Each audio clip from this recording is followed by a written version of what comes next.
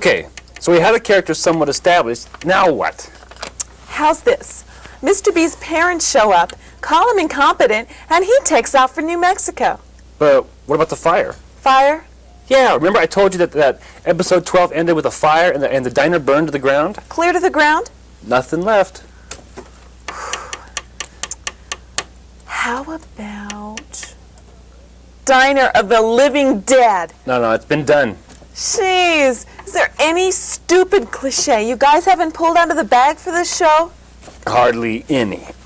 But then, of course, that's why we hired you, so that you could lend your enormous creativity and wit to our motley little enterprise. Thanks, I'll do my best. I'm sure that will be enough. Well, let's see. We need to do something about that fire business. You really painted yourself into a corner with that one. Whose bright idea was that anyway? You don't know him.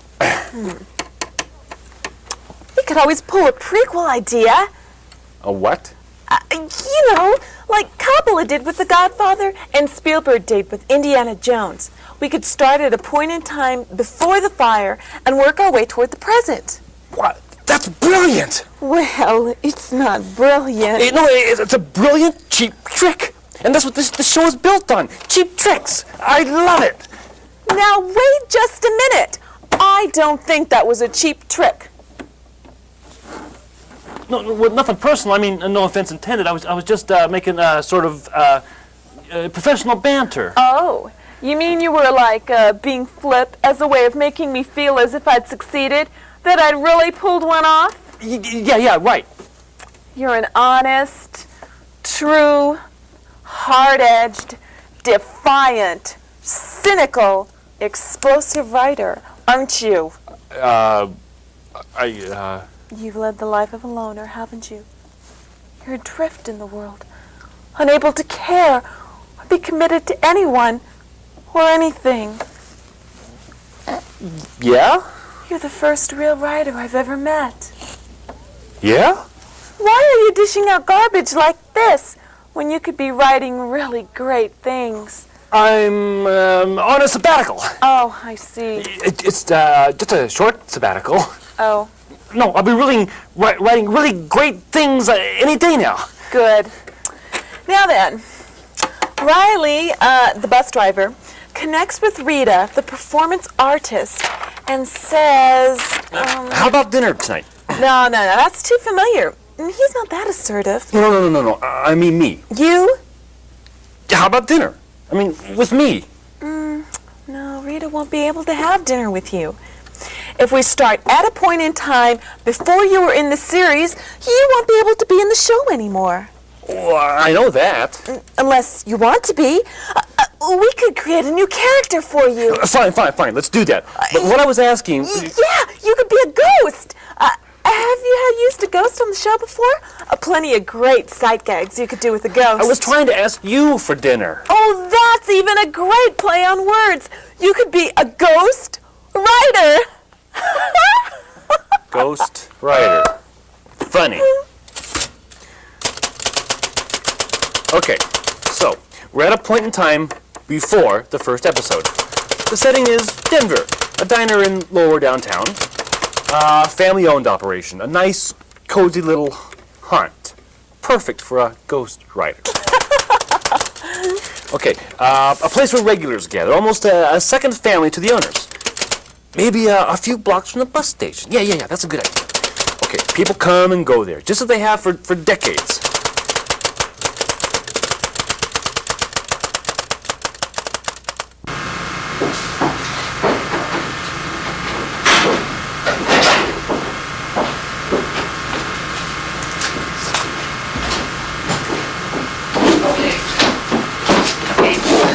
Is it going? There. Oh. Easier said than done. I have another one there.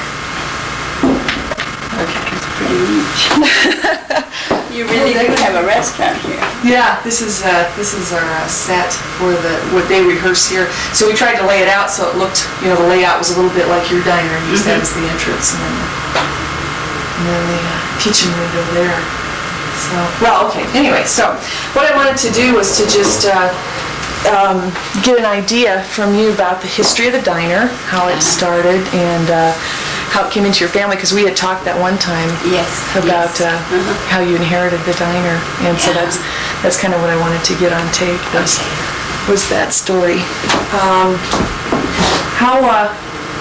So how long has the diner been in your family?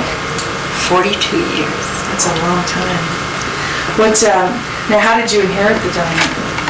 Well, the mother-in-law started when she was 15 years old, came to the United States and worked for a Chinese restaurant. She was a dishwasher for about a year.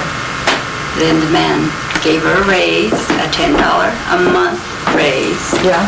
And she started to learn what to do in the kitchens. And she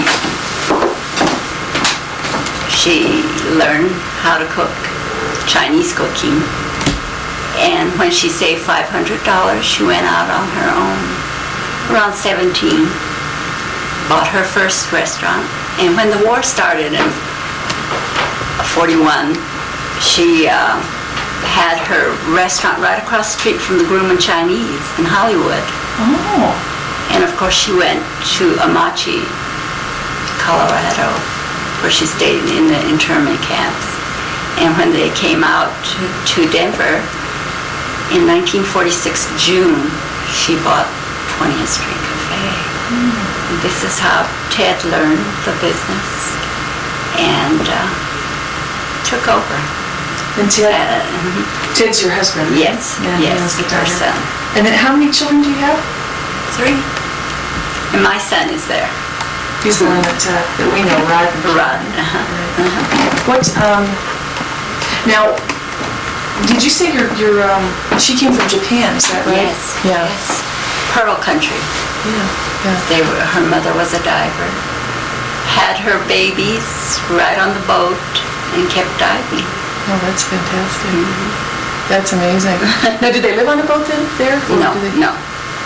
All night. Have you ever been to Japan? Once. Yeah. Once. Is it someplace you'd want to live? No. Well, now, tell me a little bit about how the diner works, like during the day. Do you work there every day, or does Yes. Ted work there every day? Yes, we work, except Saturday. Rod runs the place. But Rod opens the restaurant at 5:30. And it actually opens at 6, but he starts it at 5:30. And then my husband goes in around 9. Mother-in-law and I come around 2:30. We sort of rotate and run and cook. Yeah. Downtown has changed. Yeah, it really has. I bet you've seen a lot of changes in the neighborhood. Yes. Because we had Russell Stover's right next to us, Bailey's, Oh, really? Gene, Aspen. The ski clothing was at Bailey's. That is a big change. What, there used to be a lot of families that lived in the neighborhood? Yes, little business, printers mostly. And they lived right around there. They ate 3 meals a day. They raised their children at our restaurant. But they're all gone now. Yeah. Do some of the people still come back to the restaurant? Yes, the children come. Oh, do And they come to tell us, and they wonder where my father-in-law, he's passed away in 76. So he was kind of a fixture there then? Right. You were used to A seeing him. cashier. When did you notice the neighborhood changing, first of all? Oh, when the urban renewal started, because they knocked down all the little buildings across the street usually. Well, people used to come from far away anyway, and they still do.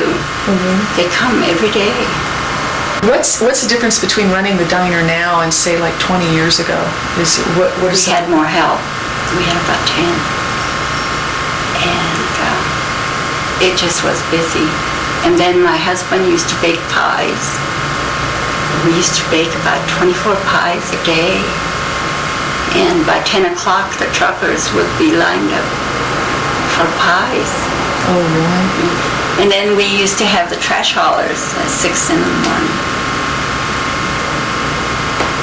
But we've gotten competition and things, Breakfast now, a lot of people go to McDonald's and things like that before they go to work. I see, yeah. So, could you afford more help than, say, 20 years ago, or was it more? Yes, because of the turnover. You've had one waitress there that's been there 32 years, you said? Yes, Eleanor. Oh, that's a amazing. morning girl. What's it like working with your husband in a business like that? Is that good for your marriage, you think, or? Very hectic. Is it? I'll bet it is. But it's nice. Yeah. Do you get to see each other a lot because you're? Yes. How often has the diner been closed since you left? In 1974, we started closing 2 weeks a year, and last year business was so bad we just closed a year. For the entire year, huh? What did you do during that time? Usually I go back east to visit my daughters. They're both back there. When you first took over the diner, did you plan on being there as long as you have been? No. Or what did you plan on doing? Well, my husband's dream was to have lots of boys and open lots of restaurants all over. Oh, really? Become a restaurant mogul, huh? I was just curious if anybody had offered to, come in and take the place over and kind of modernize it. Because the nice thing about the diner, and everybody that I've talked to that eats there really likes the atmosphere because it's so comfortable and homey, and the people are so friendly there. And they can come with their work clothes and everything. Yes, right. And just kind of sit back and enjoy it. And the food's excellent. It's really good. And that's what everybody says. We've gotten, since we had the ad in the paper about the show, we've gotten a few calls from people that eat there regularly. Oh. And wanted to know what was going on because they saw the name of your restaurant and the address in there, and they wanted to know what was going on. They ask at the restaurant too, and they said, "Oh my goodness, Ann, what are you doing?" And you can play ignorant, see, because you haven't seen what it's like. So. But Karen's been absolutely wonderful. Oh yes, she really has. She's terrific. The live wire of our family. She's a lot of fun, and she's just been great with us. She's been terrific to work with, and I'm real anxious for you to see how the diner looks on film because it just looks great. Oh, it really does. Looks good. Yeah, it was. Camera 2, can't you hear me? What's with this damn thing? Oh, there you are. Good. Focus up 2. You kids have been great, really great. I gotta tell you, I've done all kinds of work in my time with all kinds of people, and you two kids are tops. Your mom and dad have let us have run of the place, and I see they're not here right now, which works for them, so that's good. But I gotta tell you, this is a great place, a great place. When I first saw this place, I said, this place is perfect, just what we want, perfect, and it is perfect. Camera 2, are you still there? Show me what you've got. Pan right. Would you look at this? I mean, is it to die? All in black, for pity's sake? They've had color television for at least 20 years. I tell myself this is just a role, but crap and crullers. Just, ew. Do you know? Just, ew. Do you know what I say? Yeah, I heard you. Ew. I mean, I could stand a little class. A little puce or mauve would do the same thing as all black. Well, it would make the same statement. It would say the same thing. I mean, that's all. Far be it from me to say anything more on the subject of my costume. Now, your costume. Anna, just how far would it be for you to go to keep your yap shut about my costume? Listen up, 2. I need you back on the counter. It's a better shot for you. Wait, what is he doing? Pan right, 2. Tell that worthless pest to give talent their places. Places, everybody, places! You've got your headset turned off again, don't you? You festering blob of cow pastry. The next time I get my hands on you, you underhanded delinquent, you're gonna wish your mother had used birth control. Okay, 2. Focus up on the actress at the counter. So I says to him, what do you think, I go to a loner or hungry or something? I mean, I'm a mature lady, I play mature parts. Olivier was well into his 40s when he played Archie in The Entertainer. Exactly. What? What's What's Olivier got to do with it? Olivier was only a possibility when I was playing the first half of the Orpheum circuit. In the theater, age is a matter of experience and training, not a scar to be masked by ribbons of cloth. This drivel, this television, makes actors a commodity. Swine on the marketplace. You know, I read somewheres that Sarah Bernhardt had such little faith, everybody tried to buy shoes like hers. And she decided to cash in on a little bit of that action when she got potty in her old age, and I don't think it was a bad idea. Wherever did you read such a thing about the divine Sarah? I forgot. But the point is, even the divine Miss Sarah had to eat, and from the pictures I seen, she ate good. That's good too. Now widen your shot. Wider. How wide can you go? Okay, pan right for me. That's wide enough, camera 2. Dolly in on this chowderhead and see if he's paying any attention. Sure. I've got all kinds of connections in the business. I even know the guy who delivers tapes to Channel 4. Oh, really? Yeah, sure. You play ball with me and I can get you some work. What kind of ball do you play? Screwball? I'll pitch him any way you like. Screw, spit, pop, or fly. I'd love to get to first base with you. First base is fine, dear. Just don't go home with the boy. He's the reason they invented penicillin.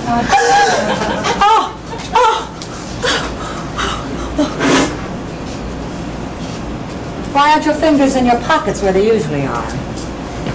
Camera 2, will you get their attention, please? We'd like to get started in here. Places, everybody! Places! He's so quick. Tell the idiot to turn on his headset. Can you hear me now? Loud and clear? Then get your booty off my set! Camera 2, show me a 3-shot at the counter. While you're doing that too, let's look at 1. Okay, that's fine. Okay. Okay, everybody, stand by. Stand by. And tape is rolling. In 5, 4, 3, 2, action. Hello, Riley. What's cooking? Well, shouldn't I be asking the same of you, Mrs. Schoolstore? Oh, but really, where's Mr. S today? Oh, you know how he is. He's down at the farmer's market getting fresh fruits and vegetables for our customers. You know, and that's what I like about this place so much. You two take such good care of your customers here. Well, you know, Riley, business has been booming lately. We get a lot of people from the new bus station down the street. Isn't it exciting to think about all those people coming and going from faraway places? You know, Riley, when Mr. Schoolstore and I retire, we're gonna go places. I hardly believe that you two will ever be retiring, Mrs. Schoolstore. I, for one, scoff at that idea. Well, you never know. Why, Riley, howdy? Well, Mr. Schoolstore, and what's cooking today? I don't know. You're going to have to ask my wife that question. No, but really, you know, I was thinking, don't you think it's about time the two of you get a little help around here? Why, you two will be burning yourself to the frazzles if you keep doing it yourselves. Well, we have thought about it. But we're so used to doing everything ourselves. That we wouldn't know what to do. Or the third person. Well, you might do a little 3-part harmony with the Irish Rovers. Hey, but seriously, Riley, can you imagine? Having a strange face around here? Why, people would think they were in the wrong place. If they didn't see us waiting tables. Or frying up eggs. Well, that's for you to decide. And maybe Providence will help you on that tour. Who's that? But you never know that maybe someday the answer to your prayers might be coming through that door right over there. Why are my hands holding my head like this? Why am I drawn to this place? Why are there unintelligible messages increasing the synapses of my brain? Why are the words, come back, come back, come back, written on the back of my eyelids? Can we help you, dear? It's Mom and Dad Cleaver! Hey. Cleaver, I'm home! Are you lost, dear? You know, Les, you shouldn't be going out without some type of a wrap on. You'll be catching your death of a chill. I can't believe my olfactory glands. This is the salt of the earth. Jack Kerouac slept here! Oh, I need to ingest this place. Are you hungry, dear? Here, lass, come here. Sit down right here. Sit right here, you know. And you ought to be taking care of that cold now.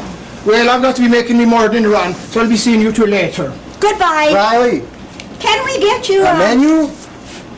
A menu. A menu. What an idea. A list of possibilities. A concept of realities. A profile of possibilities. Well, actually, our menu. Just has food on it. But we do have. 8 different kinds of burgers. Oh, I don't eat animal flesh. Well, what do I do first? Well, how about telling us your name? Oh, I can handle that responsibility. My name is Rita. Hello, Rita. But that's not important. I'm a Scorpio with Sagittarius rising. But lately my Saturn's been in Leo and so is Uranus. Whoa, young lady. Now, let's just keep my and Uranus out of this, okay? Now, don't be harsh with her, dear. What do you I mean? think she's a little soft in the noggin. What do you want, Rita? Want? You mean desire? What do I crave? Brotherhood. Bread for the needy. Shelter for the homeless. To each according to his need. How's that? That's not on the menu. Oh, you're Is telling there, me. is there some way we can get common ground here? Oh, you mean communication-wise? communication-wise. Oh, you are so right. It is so vital to have that perception. Without communication, man is no different from a civet or a South American tree frog. Are you a little lost, Rita? Oh, aren't we all lost? Really? What he means, dear, is do you know where you are? Of course! I'm home! Home? Yes, I can sense it. The chrome, the glass, the leather. Only Nagaheim. Oh, it all pulsates at my touch. I need to stay. Won't you let me stay? Are you trying to tell me you need a job?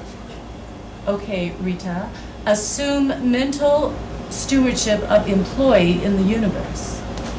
Well, I was in the village, you know, Greenwich, moving furniture into mystical formations for an interior decorator there, when suddenly I had an urge or an impulse, something primeval that told me to move westward, ever westward.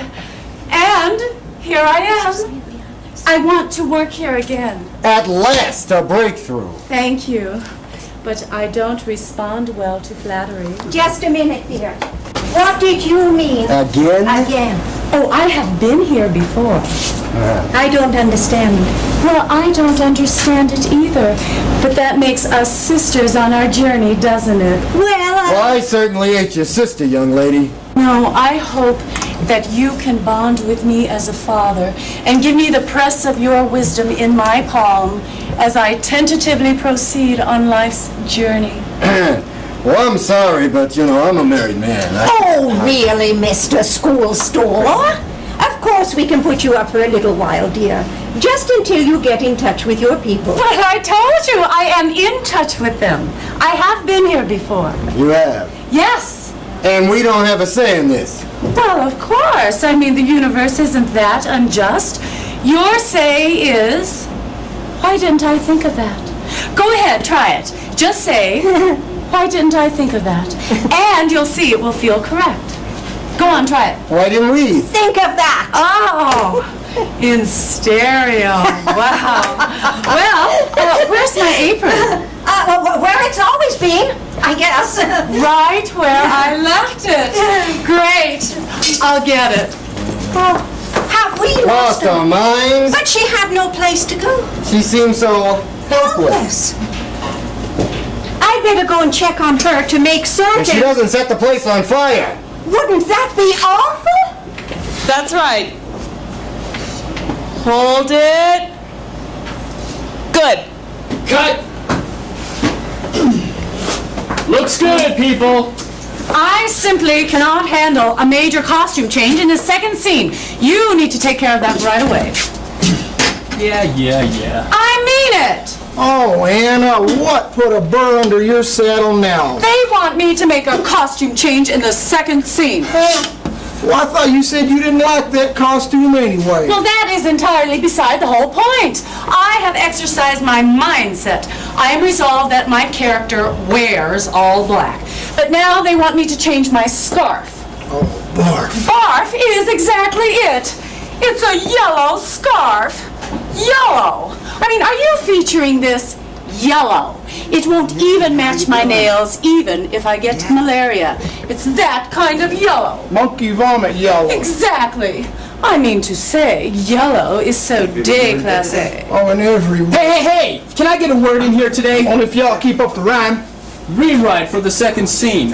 Hope you're a quick study. What do you mean, rewrite? Read my lips. Rewrite. Our beloved producer, Wonderboy, has cast one of his buddies in a small part, and we have to set him up for the role. Huh. I thought Wonderboy only swung one way. That's pretty hip talk coming out of you, Anna. That amazes me. I read about it in a book once. Phew, that amazes me too. Nah, I think the so-called buddy of Wonderboy has a sister. That could be the only logical explanation. Oh, hell, ain't logic never interfered with the integrity of this show. Well, you know, real life is a lot like the Twilight Zone, but without the special effects. Tons of fun, huh? Okay, clear the set. We go on a few. Oh, now hold on here. Y'all want me to learn this by the next setup? Just try to get close. That's all you actors ever do anyway. That ain't true, because we ain't never got close to you. For a good reason. Okay, I gave them their sides. It's all taken care of. I feel so much better. For a while, I was afraid we'd have to replace you. Are we ready to go? Places, everybody, places. Calling places. I think I gotta get back to work, so bye-bye. Ready in 5.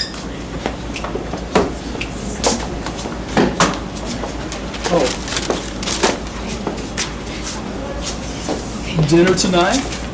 Is Mick Jagger president? Just thought I'd ask. Okay, in 5, everybody. 5, 4, 3, 2, action. Oh, I love that Annie. Woo, woo! Excuse me, Oh, excuse me, I didn't see you come in. Have a seat. is Riley here? Nope, I'm afraid he just left. Can I help you? I don't know. I don't think so. You see, Riley's sort of a confidant, I guess you might say, and he helps me with parts of my novel, and, well, he just helps me. But now I'm stuck in this situation, and I didn't know who to ask for help. I don't know what to do. Maybe I can help. I'm a good listener. Well, I suppose it can't hurt. But it's a very long story. Oh, I've got big ears. Well, anyway, I'm a writer, you see, and I wrote this novel, sort of a spy novel with science fiction sensitivities. It's about plots and gadgets and supersonic travel and why hot dog buns come in packs of 8 while hot dogs come in packs of 10. There's a reason for that, you know. Well, anyway, I've been sending it around trying to get it published. You know the routine, and I was getting very discouraged. And then one day I received a phone call from a friend of my cousin who managed to get me an interview with a local weekly paper. Well, I let them publish an excerpt thinking that it might help me sell it, but it didn't. Instead, very weird things started happening to me. Weird? In what way? Well, my mail's been steamed open and resealed. I think my telephone's been tapped. Maybe you just got a nosy landlady. A plumber came out to my place last Saturday. Whoa! Hey, nobody can get a plumber on Saturday. And now, I've got this strange feeling that I'm being followed. And you think it's got something to do with your book, huh? What else could it be? I don't have any parking tickets. I paid my water bill. I haven't applied for a small business loan. I'm a good citizen. Well, listen, maybe you're just imagining things, eh? Come on, what's your book about? It's about why the government really wants to build Two Forks Dam. Why? It's because aliens have taken over the waterboard. They need an underwater base station because they breathe through their gills 18 hours a day. Now that's a pretty silly idea. That's just the point. It's supposed to be a fantasy. Oh, fantasy? Did somebody say fantasy? Boy, do I have fantasies. That's why I'm Z-rated.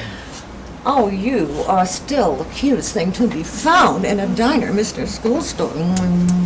Mwah. Say, how's the publishing business? I wouldn't know, Grandma Chucky. I'm rather an observer on life and not a party to it. Parties are good. Oh, I love parties. What do you say, hotcakes? Party for two sometime? Thanks, I'm flattered. But Glory was telling me about a book. Oh, well, don't let me stop you. Go on, honey. Well, I was just getting to the part about the Super Collider. Oh, I met one of those in Reno. Boy, was that a long night. Oh, The Super Colliders are part of the Aliens Communication Network. maybe you can get them to buy your book for you. Oh, Grandma Chucky, all these strange things keep happening to me. Strange? Oh, let me tell you about strange, darling. Do you know how many things you can do with a silk scarf, 2 cans of whipped cream, and an electric train? How many? Come on over to my place and we'll count them. Thanks, no, but I'm a happily married man. Oh, that's okay. I don't mind kinky stuff. Lots of kinky stuff. Any kind of kinky stuff. Kinky stuff! What's going on? Isn't Rita supposed to enter here?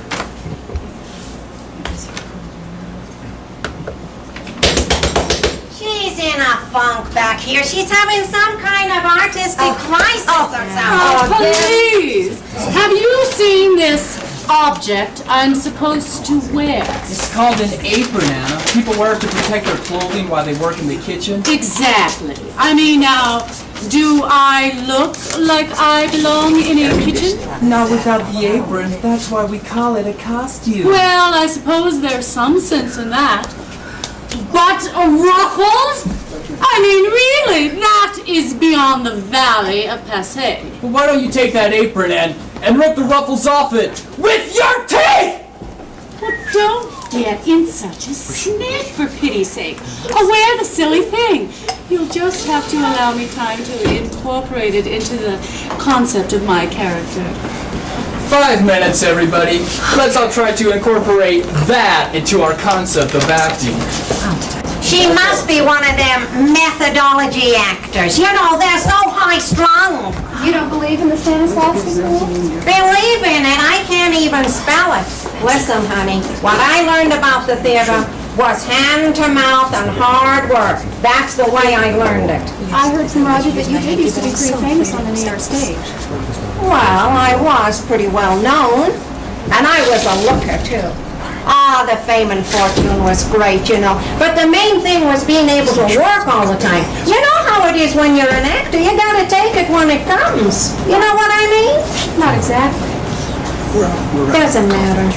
How old are you? 22. 22. When I was 22, I was just starting out.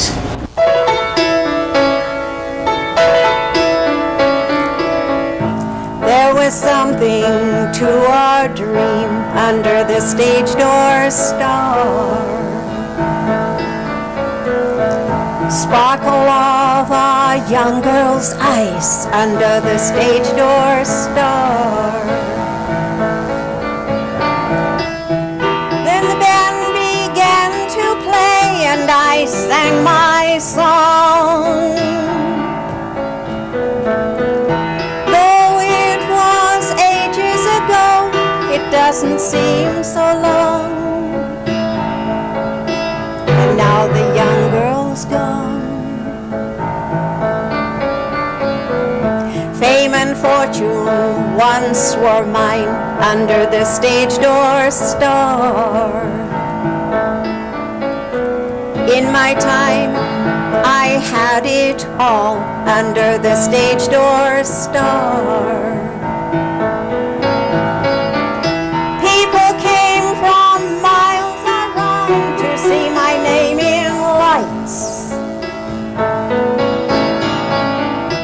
I was the talk of the town on their fantasy flights.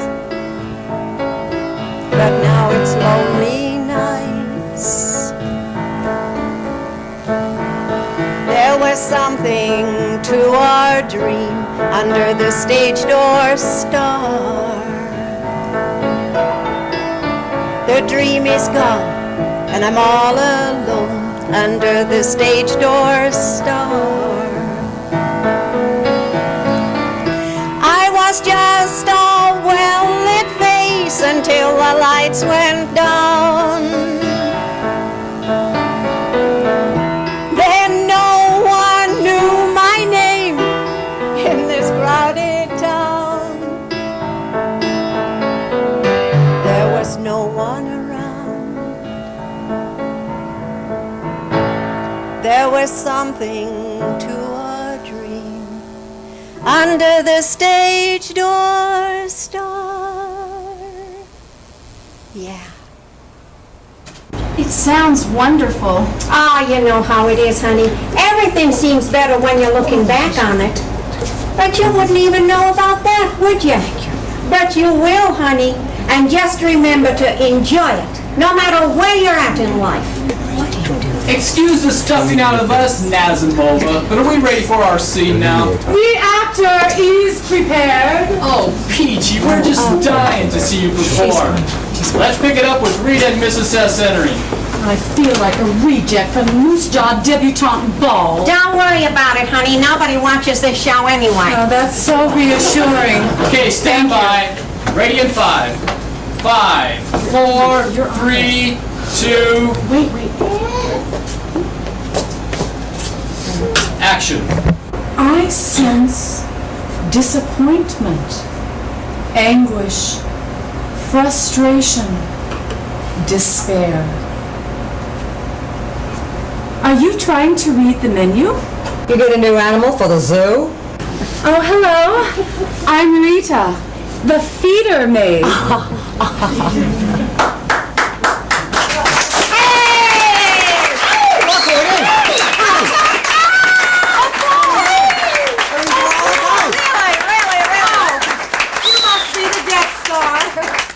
Well, hey, baby cakes, how about introducing me to yourself? I'm Jo Myers. I play rock and roll for KAZY.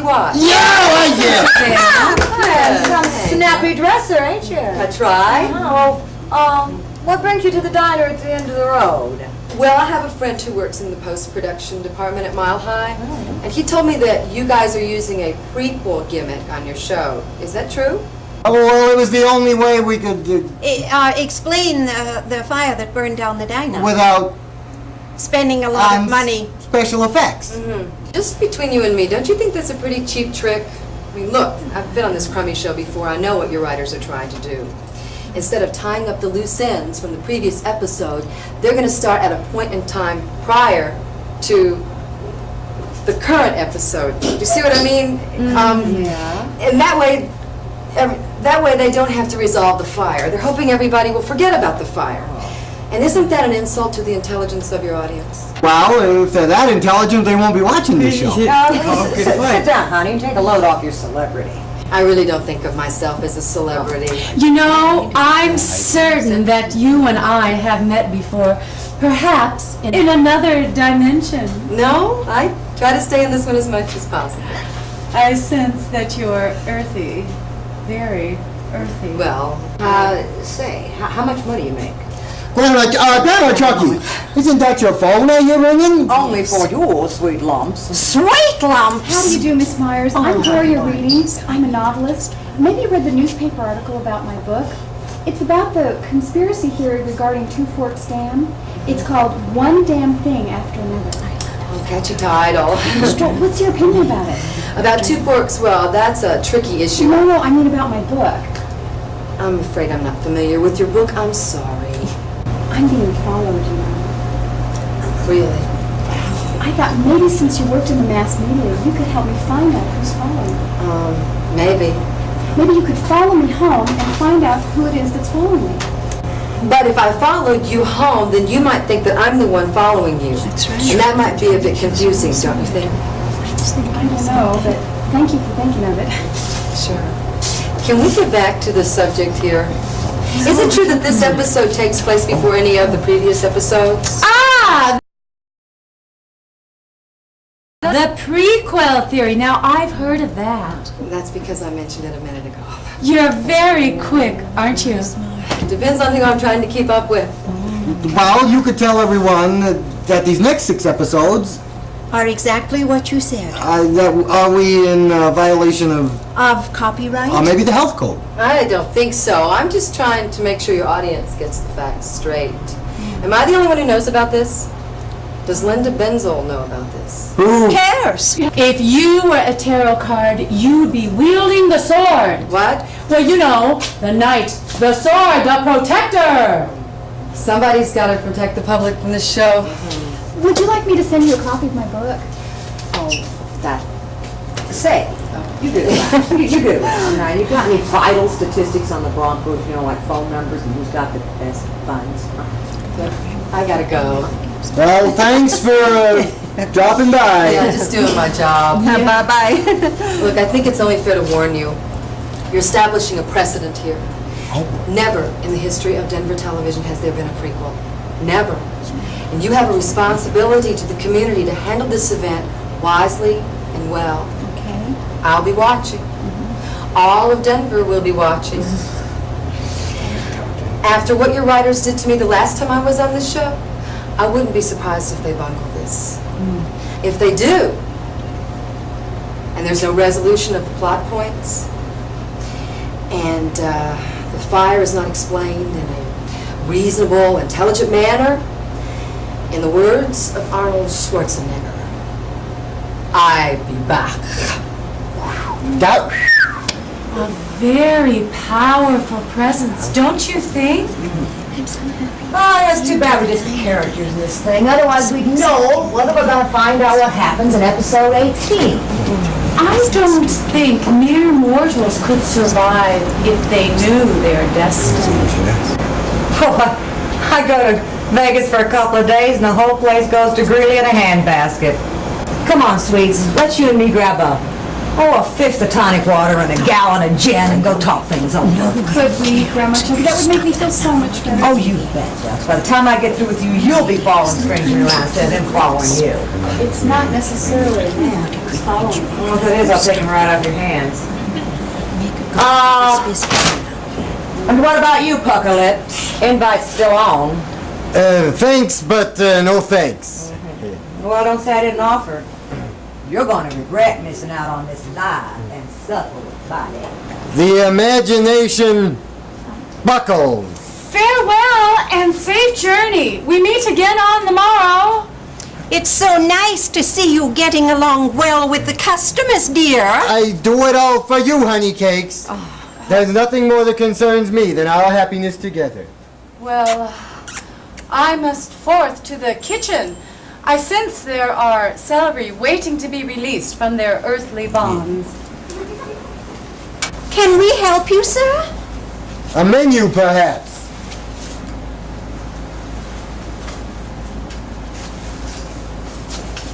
Sam, Clavier, Talk is Cheap Enterprises, wire care of the Brown Palace Hotel. Is there something we can do for you? Mr. Clavier? Wait a moment. What is it, dear? I've seen that man before. It's Yes? Yes? the piano player.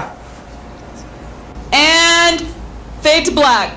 Thanks, people. Let's break for lunch. How was it? What is this What is this Taco Bell? Floor director. Was that sinister? My mom told me. Is